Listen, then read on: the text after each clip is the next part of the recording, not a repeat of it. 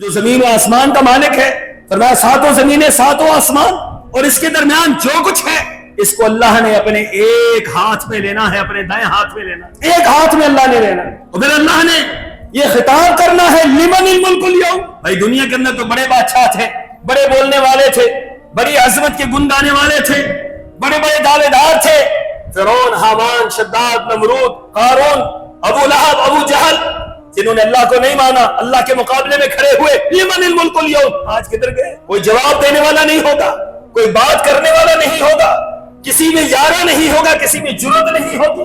وہ جواب کون دے گا؟ جواب اللہ ہی دے گا۔ لمن الملک اليوم للہ الواحد القہار۔ بادشاہت اسی کی ہے۔ دنیا کے اندر کسی نے مانا یا نہیں مانا، بادشاہت اللہ کی تھی، اور آخرت کے اندر کوئی مانے یا نہ مانے، بادشاہت اللہ کی ہے۔ تو بادشاہ تو ہے ہی اللہ ہے، حقیقی بادشاہ اللہ ہے، ہمیشہ کا بادشاہ اللہ ہے، جس کی بادشاہت میں زوال نہیں، جس کی بادشاہت میں کمزوری نہیں، جس کی بادشاہت کو کوئی خطرہ نہیں، جو بادشاہوں کو بادشاہ بنانے والا، جو عزتوں کو عزتیں دینے والا، جو عزت والوں کو آگے بڑھانے والا، سارے کا سارا نظام کس کے ہاتھ میں ہے؟ اللہ اکبر، میرے اللہ کے ہاتھ۔